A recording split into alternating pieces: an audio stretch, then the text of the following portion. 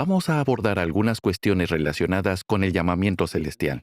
Hay quien le pregunta a algún hermano ungido, ¿y cómo sabes que eres ungido? Y si le hubieran hecho esa pregunta al apóstol Juan, ¿qué habría respondido?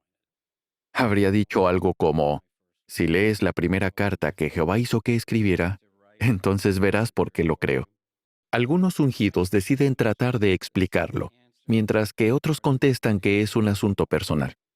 Como mencioné antes, el segundo artículo de la Atalaya en el que se basa el comentario de hoy también hablaba de este tema, y es bueno que repasemos lo que decía. El párrafo 10 de ese artículo mencionaba que debemos tratar con el debido respeto a quienes Jehová ha elegido para que vayan al cielo, evitando preguntarles, ¿cómo saben que son ungidos? Y punto. Así que, si en el pasado han hecho ustedes esta pregunta, bueno, Dios los perdona. Pero, ya saben, no lo vuelvan a hacer. La realidad es que ha pasado muchas veces y continuará pasando, porque somos imperfectos y lo preguntamos sin pensar. Les voy a contar lo que le sucedió una vez al hermano Fred Franz. No hay duda de que el hermano Franz era ungido. De hecho, llegó a formar parte del esclavo fiel y prudente. Pues bien, a principios de los años 80, fui a dar un discurso junto con mi esposa y mis hijos a otra congregación. Y después de la reunión, una pareja a la que conocíamos nos invitó a ir a su casa. Pues resulta que también habían invitado a una hermana que yo no conocía. Ella se puso a conversar con nosotros y a hacernos muchas preguntas, y nos contó que acababa de visitar el Betel de Brooklyn, donde había tenido la oportunidad de conocer al hermano Franz. Así que empezó a contarnos muchas cosas a los anfitriones y a nosotros. Entre otras cosas, nos dijo que le había preguntado al hermano Franz, «Hermano, ¿cómo sabe usted que es ungido?» Me quedé mirándola y pensé, «Wow, de todas las preguntas que le podría haber hecho al hermano Franz, un hombre con tanto conocimiento y experiencia, va y le pregunta eso». Quizá fue lo primero que le vino a la mente, y queremos ser pacientes con las personas que hacen preguntas no muy bien pensadas. Lo que hizo el hermano Franz fue muy conmovedor. Ya verán por qué lo digo. La hermana nos contó que el hermano Franz se limitó a decir, Romanos 8, 15 a 17, hermana. Y no dijo más. Vamos a ver lo que dice ese texto, Romanos 8, 15 a 17. Porque ustedes no recibieron un espíritu de esclavitud que les haga volver a tener miedo, sino que recibieron un espíritu que los adopta como hijos, el espíritu que nos motiva a exclamar, Abba, Padre. El espíritu mismo da testimonio con nuestro espíritu de que somos hijos de Dios.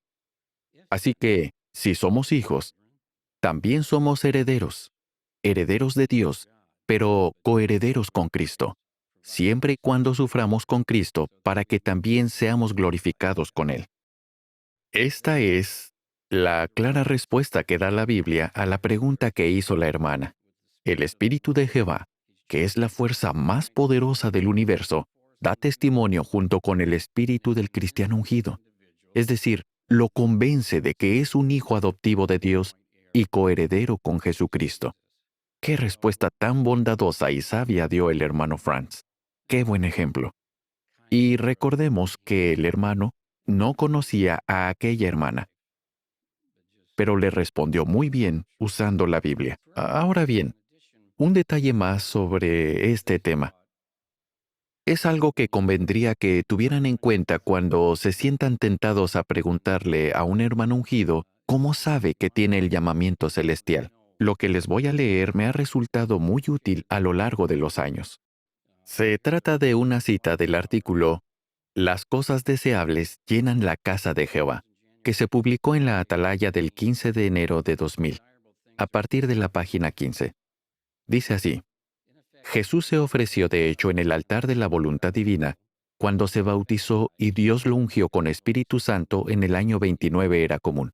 En realidad, este acontecimiento señaló para Jesús el principio de una vida propiciatoria que duró 3 años y medio. Durante este tiempo, Jesús tuvo una relación con Dios propia del que ha sido engendrado por espíritu. Y ahora noten, ningún otro ser humano podía entender completamente esta relación singular de Jesús con su Padre Celestial. Era como si una pantalla la ocultara de los ojos del entendimiento humano, tal como la pantalla impedía ver el santo a los que estaban en el patio del tabernáculo. Bueno, la atalaya explica que, igual que quienes estaban en el patio no podían ver el santo, quienes no son ungidos no pueden comprender el llamamiento celestial.